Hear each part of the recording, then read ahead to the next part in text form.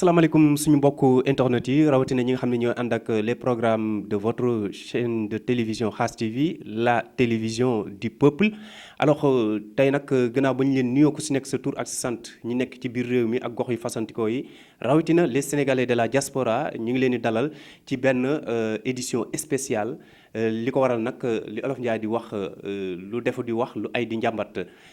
ma war ko seq nag ak sama natango di ki nga xam ni rek mooy Seydina Seck nga xam ni xarañ la ci wàllu li nga xam ni rek mooy maanaam investigation ci ni politique di doxee ak lépp loo xamante ni ji dafa jëm ci doxalinu réew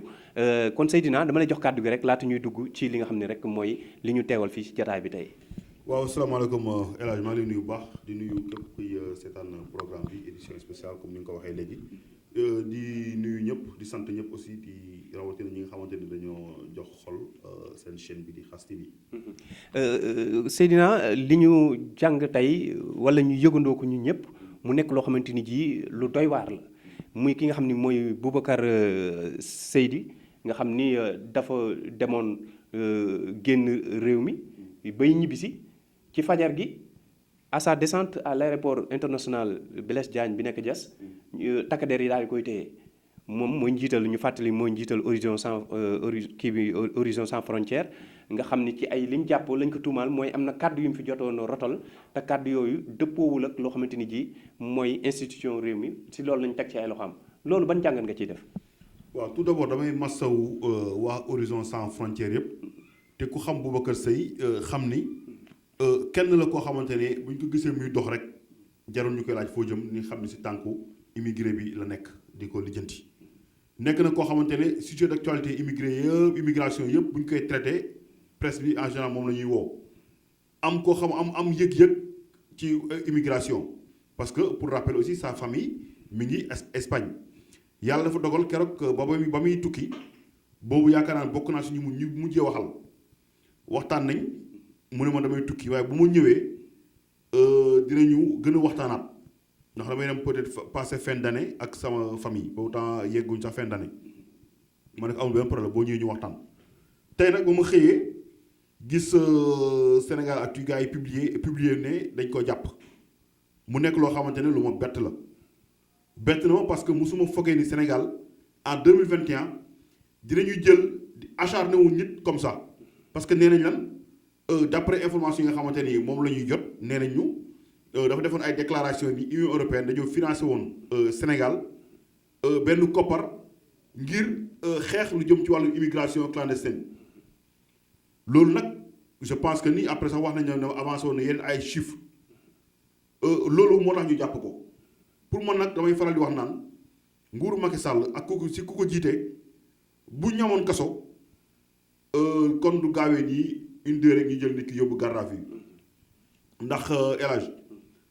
kaso moo war a nekk lu mujj si doomu aadama bu dee tey dafa ñëw accuser état bu dul dëgg mais am nañ ñoom pôle de communication bu ko war a mën a démentir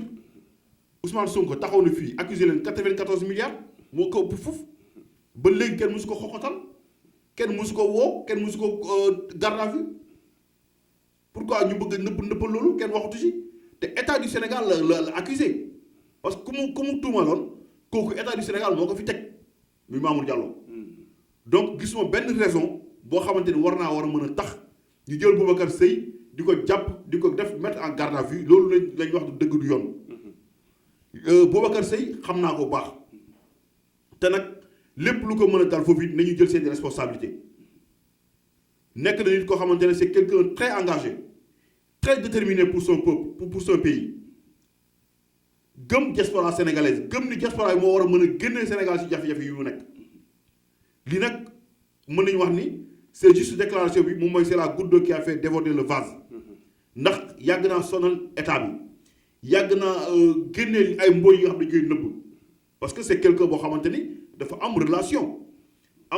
avec la base diaspora sénégalaise lu bari bu ñu amee lu ñuy jafe-jafe moom la ñuy contacter pour mu yeggee mbir mi ci presse bi am na ñoo xamante bu seen famille bu ñu amee ku ci wàññeeku wala ku ñuy maltraité si diaspora wala dara moom la ñuy contacter man annonce décès yu bari moom moo ma koy yónnee par email donc je pense que ku mel noonu état bi lu mu war a def mooy fexe ba dooleel Horizon Sans Frontières jàppale ko ne kat gannaaw ba yow lii la nga am te teewul yaa ngi def sa liggéey de ça fait des années yow mii ku la dooleel nga dem man loolu laa doon xaar ci nguuru Sénégal pour ñu taxawoo ko Boubacar Seye mais pas pour jël ko di ko mettre en garde à vue loolu nag damay exiger sa libération immédiate et sans condition au nom de l'action pour la diaspora bañ naa ko sax dama créé sama site boo xamante ne jë mbirum diaspora rek lay traité muy action actu diaspora en tant que loolu parce que dañoo am foo xamante ne dañoo gëm ni immigré yi lu ñuy liggéey ci réew mi ku leen saraxatul dool leen war a leen këppal seen yalwaan te Boubacar Seye mi kat kenn la woon si ñun donc dañ ko war a jàppale dañ ko war a doole maa ngi ñaan immigré yëpp nañu jug taxaw xeex injustice bi nga xamante ni moom lañ ko teg ci kawam parce que même bu dee ay accusation la def njëkkee wu ko fi doon ko fi mujjee heure bu ñu xëyee politiciens yi ñu ngi jiirante ay milliards nee nañ jiw sàcc nañ milliards chaque jour nga dégg ko te amul kenn koo xamante ne xoqatal nañ la amul donc nag nañu exiger sa libération de suite et sans condition. Seydina avant ñuy jeexal rek est-ce que gisoo ni façon bi ñu ko arrêté est-ce que defu du violation parce que moom jaayu drogue nekkul ci mafia nekkul ci ay kàddu lañ ko kii mënuñu ko woon a comment dire convoqué comme ni ñuy convoqué ñëpp ñu juum wala yooyu au niveau de la DIC ñu enquête ko wax ko mais ku dem ba tukki war a ñëw si njabootam wala dellu ci këram ñu mel ni ku kar jaaykatu drogue wala koo xamante ni dafa nekk ci mafia wala dafa rey nit non loolu est-ce que yow nekkul violation ci li nga xam ne mooy ak yelleefu man sax information yi ma jot mooy il paraît que jotoon na convocation xamu convoqué dañ ko mais dafa waxoon ne bu ñëwee dina wuy ji te yàlla def Boubacar Seye nekkul kuy daw Sénégal ku xam cofeelam ci réew mi ak nu mu bëggee Sénégal du kuy daw du koo xam it mën naa rëcc bu ko nguur yi soxlaa ndax foo ko fekk mi ngi xeex wàllum immigration ba mu ne cëpp mën nañu kat yónnee convocation nekk comme ñëw nga tey ëllëg demal nga wuy ji loolu yaakaar naa ni mooy lu gënoon a noble mais jël ko mu wàcc ñu jël ko taxañ yow kat Boubacar Seye ñu fiché la nga wàcc ñu jël mel ni koo xamante ne dañ ko doon mandat d'arrêt international wala ku ñuy wër Boubacar Seye dawul mënoon naa gën a rafet ngeen teg ko ci yoon parce que tey Sénégal am na yoo xamante ne pour man dañ ko war a dépasser war nañoo dépasser xoqatal ak bundu xatal nit fii kenn ku ci nekk lu ñuy wax jàllu muus lañ ñoom politiciens yi mënuñoo jël di accaparer télé yeeg rajo yi heure bu ñu xëyee di tamantey dëmm seen biir di jéenante ay milliards seen biir yëpp rek di xaalisu réew mi te kenn waxu ci loolu la ñu war a lijjanti d'abord combien d'accusations ngay xëy di gis ba ci bu mujj rek Dakar dem di ko ngi nii y a même pas 24 heures 48 heures ñi ngi jéenante ay milliards kenn waxu ci ñu ne nouveau DG am na mi ngi ko fal y'a combien de temps même pas 3 mois mi ngi daw oto boo xam ne ça vaut 100 millions yooyu yëpp waxu lijjanti wuñu ko ngeen ñu indil ay déclaration yoo xamante ne ngeen ni fausse déclaration la d'accord indi leen monté leen ñu vrai bi wala ngeen wax askan wi li nga xamante ne moom mooy dëgg moom mooy réalité bi loolu lañ bëgg a xam ñun intéressé ngeen capturé Boubacar Seye intéressé wuñu ngeen mettre garde à vue intéressé wuñu ngeen defeere ko intéressé wuñu lu ñu intéressé mooy nañu wax dëgg bi fu mu nekk lu mu wax am na wala amul wala lu mu wax lan moo ci dëgg ak lu si lu dëgg askan wi loolu la ñu bëgg a xam ku leen gindi mais pas ay taxaw di jàpp di xooxe ku xam Boubacar Seye du koy dawa te bu génnee lu mu waxoon dina si delluwaat tel que je le connais donc nañu def attention ñun nag menacé wuñu kenn xasuñu kenn saagawuñu kenn lu ñu bëgg mooy nañ teg suñu réew ci yoon kenn gënuñoo bëgg Sénégal la ñu am heure bu ñu xëyee moom ci la ñuy noyyi nañu yemale ay doomu sénégalais yi nañu ne kat kii kat dafa contre waa département des Sénégal l'extérieur wala kii lu muy wax déclaration yi muy def arrangé wul ngóor gi nañu xool fi ñu ko jàppee ñun loolu intéressé wuñu budul Boubacar Seye tamit ñeneen a ngi fi y a des milliers de Sénégalais de l'extérieur yoo xamante ne ils sont prêts pour porter le même combat que Boubacar Seye donc boo ngeen ko éliminer tamit taxul ngeen tëj gémmuñu diaspora bi diaspora bi fekk mi ngi am ay problème nit ñi dañuy wax kenn mënu leen noppiloo te nag mooy secteur boo xam ne ñoo gën a naqaree maîtriser combien de Sénégalais ñooy nekk di utiliser ay live Facebook réseaux sociaux yi kenn mënu leen maîtriser Boubacar Seye lu ndaw la ci biir donc nag xoolaat leen décision bi ngeen di jël jiitale intérêt Sénégal jiite leen njariñu diaspora sénégalaise bàyyi leen jàmbur c'est quelqu'un boo xamante ne je pense que ni defu leen dara voilà defu leen dara maanaam li ñuy jeexale tëje ko rek ak li nga xam ni mooy spécial bi nga xam ni dañ ko def jëkkaleel ko suñu compatriote boobu di Boubacar Seye ñuy fàttali mooy njiitul Horizon Sans Frontières comme ni nga wax sa biir wax Sénégal dafa mel ni dafa am kumba am ndey ak kumba amul ndey mais ci kaw loolu aussi est-ce que état du Sénégal deful une erreur ndaxte est-ce que jëlu baaraamam dugal ko ci xal comme ni ñu koy waxee ndaxte ku mel ni Boubacar Seye muy njiitul Horizon Sans Frontières ku ne xam na ni am na lu muy représenté ci diaspora bi te diaspora bi c'est la 13e région du Sénégal. 15e région attends pour moi 15e région du Sénégal alors loolu est-ce que Macky Sall bàyyi na xel ci puissance boobu nga xam ni moom la diaspora bi di dégager. xam nga Macky Sall dafa xam ni Sénégalais yi léegi ay nit yu dëggu intéressé tu leen Sénégalais yi ay caaxaan leen intéressé tey bu doon Ouzin Keita la ñuy arrêté wala Pawlish Mbaye da ngay gis ñëpp a koy relaté si ñëpp a koy relaté mais des hommes de valeur gars yi faale wu ñu leen tey ñu mu yàgg a xeexal diaspora bi nii tey da ngay xool tey ñuy jug taxaw di défendre sa cause lu ndaw la si zone man nag xooluma loolu man damay xool nit ki moom lu ma séq ak man tey su ma musaan jug benn combat ñu may njëkk a woo félicité moom Boubacar Seye moom ci lay bokk ba muy dem keroog tukki ñu mu mujjee wax man ci laa bokk donc ñu mel noonu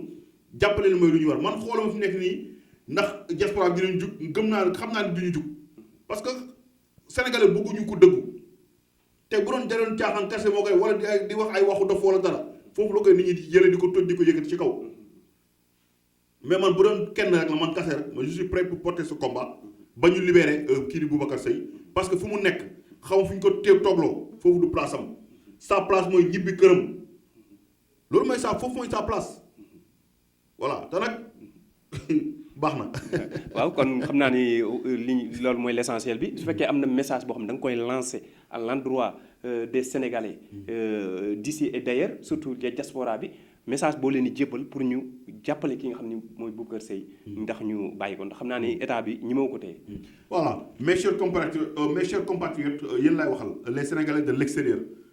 kii kenn la su ñun yàgg naa jug taxaw di xeex yéen ngeen di nelaw.